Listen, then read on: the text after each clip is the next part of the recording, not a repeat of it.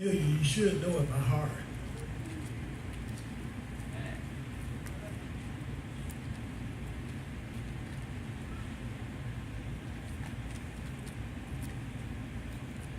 Thank God for dynamic duo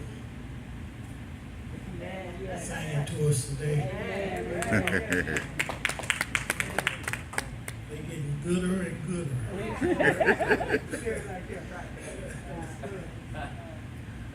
I said gooder and gooder. You said try better. Yeah. Maybe she's a stickler with the right pronunciations. They know what I'm talking about. Sometimes that's all that matters. Sometimes God will give you a subject. You throw ain't in there and everything. But I think ain't is a word now in the dictionary.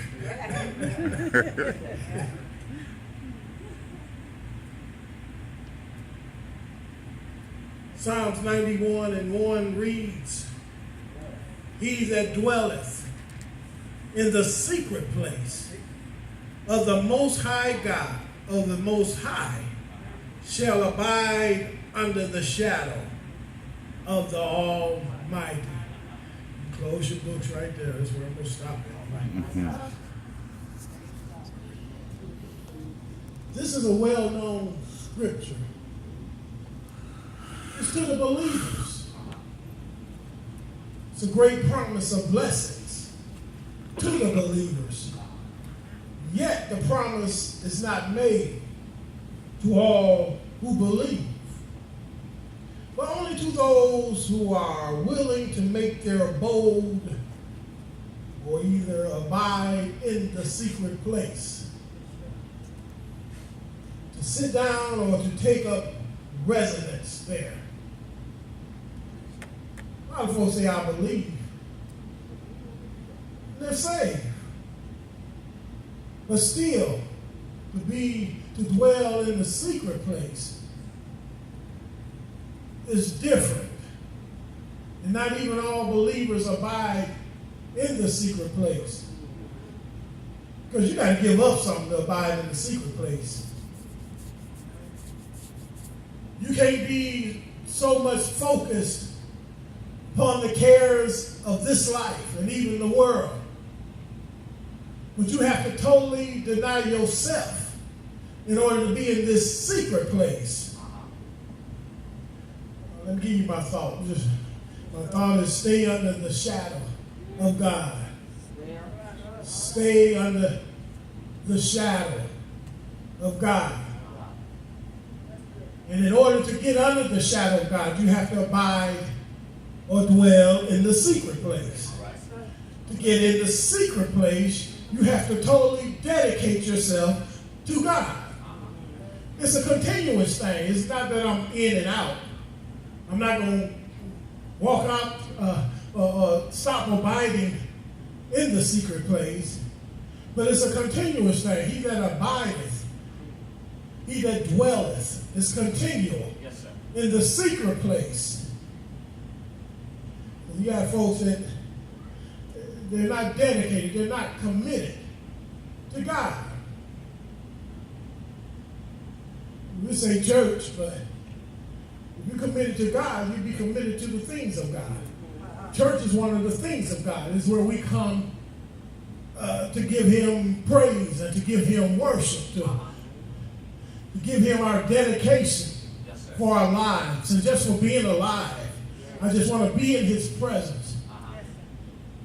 If you come looking for me, most of the time you just come to my house. If you're looking for me, when you come to my house, I'm going to try to treat you right. You want anything to drink? Is any food cooked? You want a plate? God, my sister Rose, she come back filling our bellies. Man, that food was good yesterday. It's for Brother Stan, but I think it was for me too.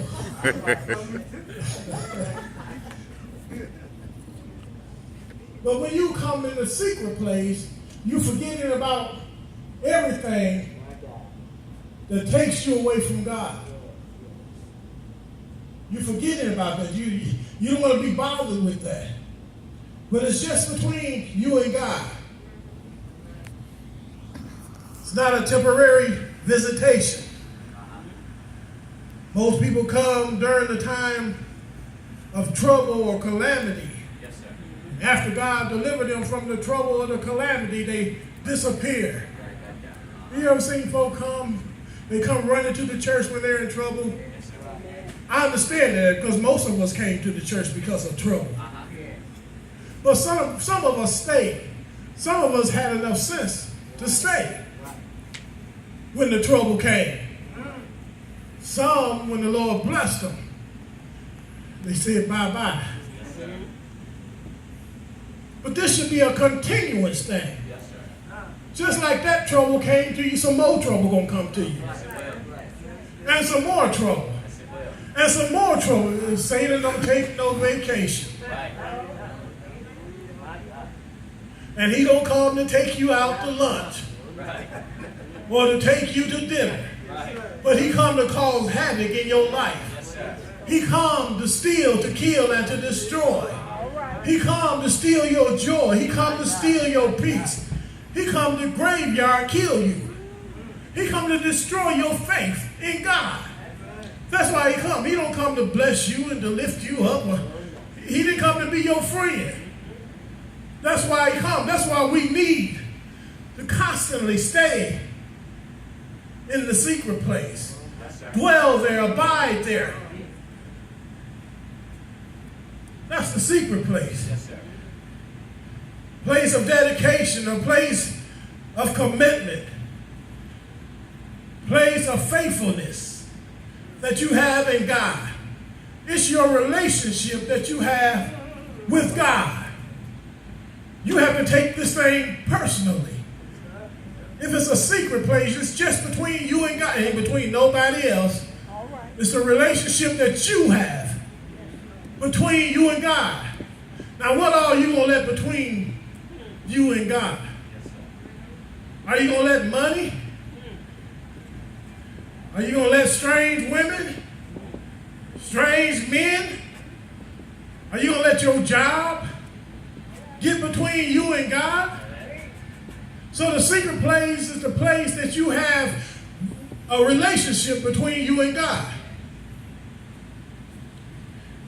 It's not letting anything or anybody get between you and God. No, not my job. No, not my family. No, not my possessions. No, not my trials.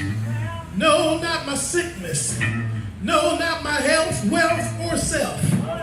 But I'm letting nothing get between me and God. You have to totally deny yourself. I know I'm going through hard times, but this is just me, and it is not about me anymore. It's all about Jesus. And that's why Jesus said, if any man follow after me, he must first deny himself, take up his cross, and follow me daily. I mean, you have to forget about yourself if you're going to live this life. Yes, folks going to talk about you. Yes, folks are going to lie on you. Yes, folks are going to mistreat you. Yes, you're going to go through some hard times. But yes, you're going to go through some good times. Amen. And sometimes it seems like the bad times is outweighing the good times. But you need to recount because your good days is always going to outweigh your bad days. And just because God is on your side, you can look at whatever the situation is and say, it's all well and it's all good because I'm with Jesus and I love him. And just because I love him, even my bad become good and my trials become good. Because if it had not been for my trials, man, I wouldn't be as strong as I am because I held on to God and he brought me through. So that secret place is important in a saved person's life, in a Christian's life. That secret place. Do you ever spend any time with Jesus where you just get isolated and you go alone by yourself?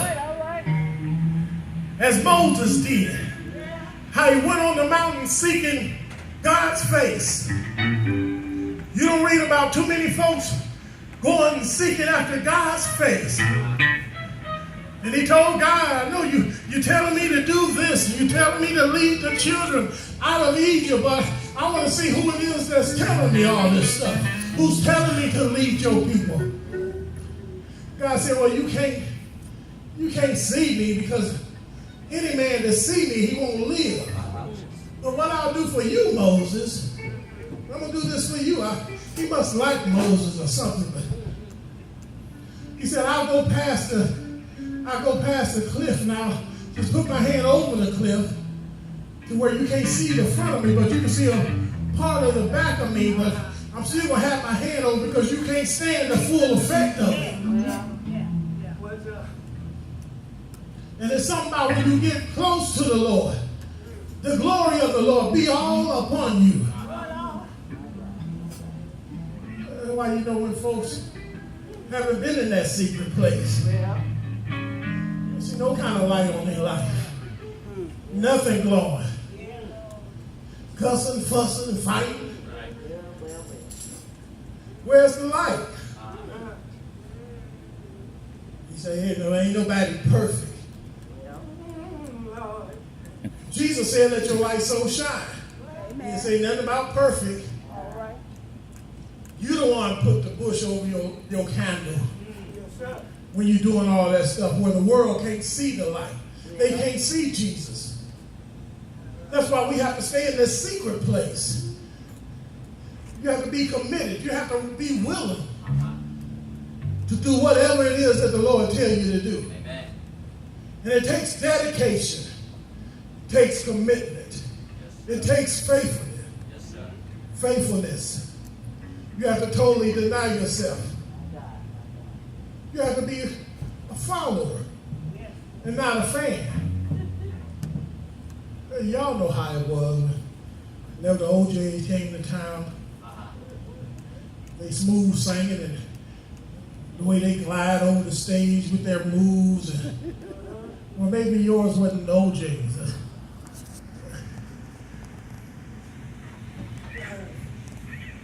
I'm having a hard time thinking of these old fellas. I've been saying so long, I forget these. Well, Temptation, oh yeah, they really had it. They really had it together. You was a fan of them.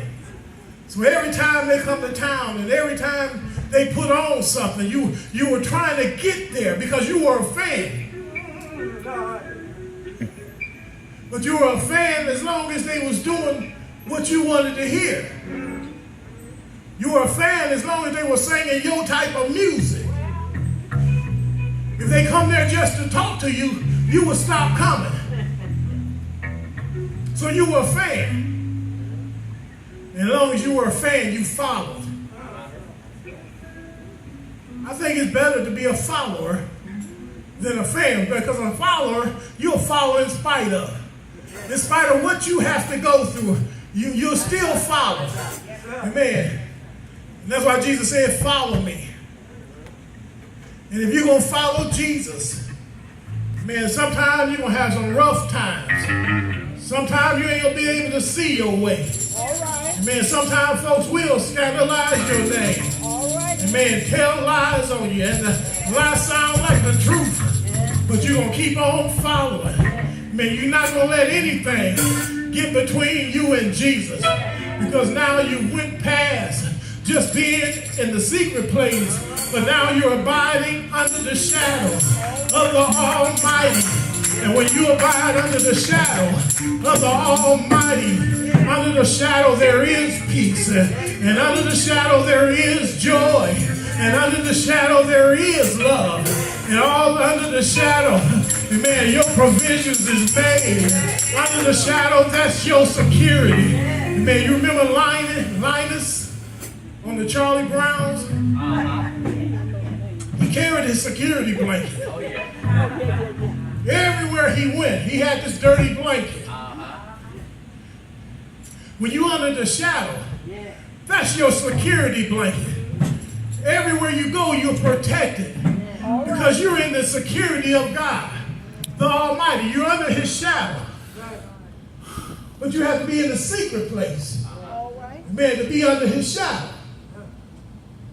Don't think he's going to put his shadow over you and you ain't. Yes, sir. You ain't living nothing. But you're going to have to give up everything to abide under his shadow. Joy. Unspeakable. Full of glory. Provision. When you need food to eat, he'll give you food to eat. When you need water to drink, he'll give you water to drink. That's security. You don't have to have Secret Service men following you because I'm abiding under the shadow. Amen. You don't have to worry about not having this or not having that because you're abiding under the shadow. Amen. You don't have to worry about those who mistreat you or lying on you and talking about you because you're abiding under the shadow. And when you abide under the shadow, he said, vengeance is mine. I will repay. And it's because you're abiding under the shadow. And that's why Paul said, I won't let nothing separate me from the love of God. I won't let distress. I won't let my trials. I won't let my tribulation. But I won't let nothing separate me from the love of God. Man, who shall separate us? Man, who can cause us to leave God and man to follow somebody else, which normally is the devil? I won't let none of this stuff get in my secret place that I have between me and the Lord. No, I won't let distress, tribulation, I won't let persecution, I won't let none of this stuff get between me and my God in my secret place. I won't let height, I won't let death, I won't let persecution, I won't let angels, I won't let nothing separate me from the love of God. He said, as it is written, we are killed all the day long. Yes, sir. We are as counted as sheep for the slaughter. Yes, sir. But nay, Always. in all these things, we are more than conquerors through him that loved us. I know trials gonna come, but I'm more than a conqueror. I know sometimes you can't see your way, but I'm more than a conqueror. I know folks ain't gonna like you just because you're trying to live saved, but I'm more than a conqueror. I know sometimes you have it hard on your job, but I'm more than a conqueror. I know sometimes that even you're hurt in the church, but I'm more than a conqueror. I'm not going nowhere. I'm going to stay in the shadow of the Lord because there's power under his shadow. And whatever I'm going through, he give me strength to go right on through. And then trials may come, but trials will go. This too will pass. And then I'm not going to suffer long because I'm going through and I'm staying under the shadow.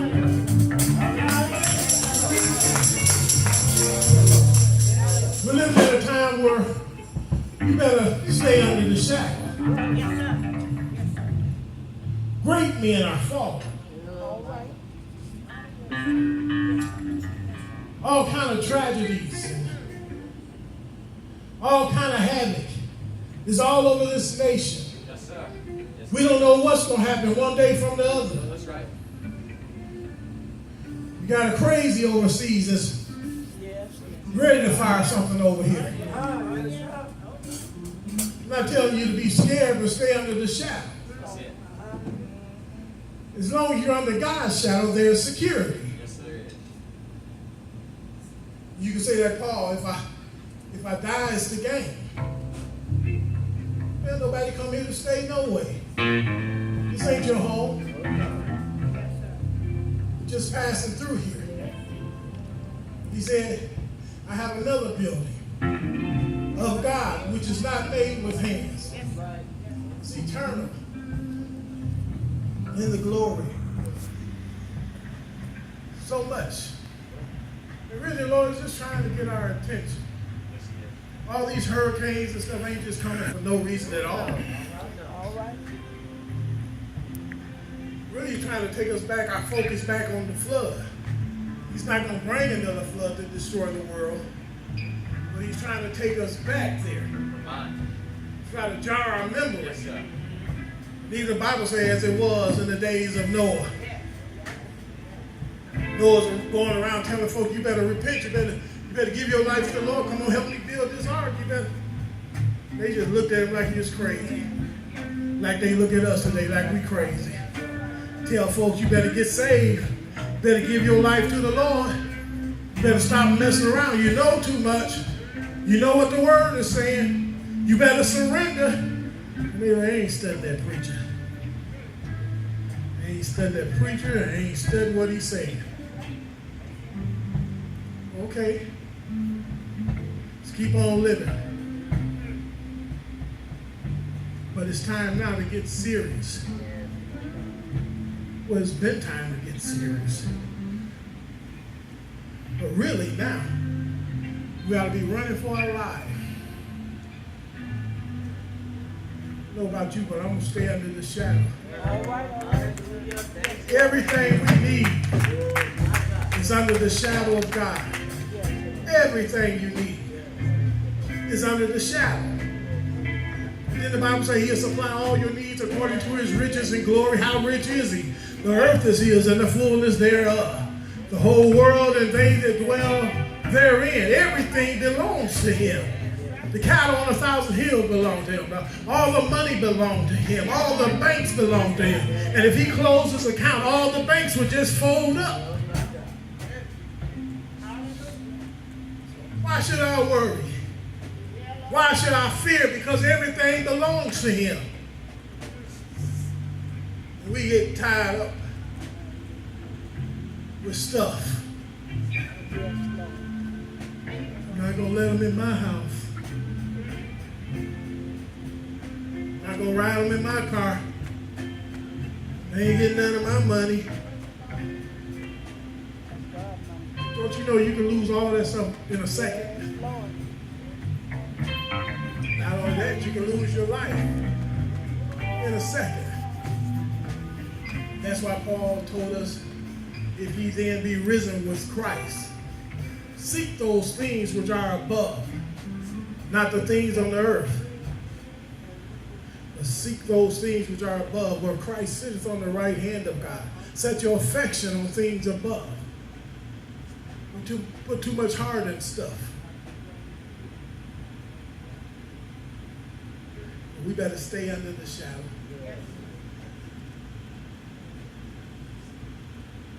On today,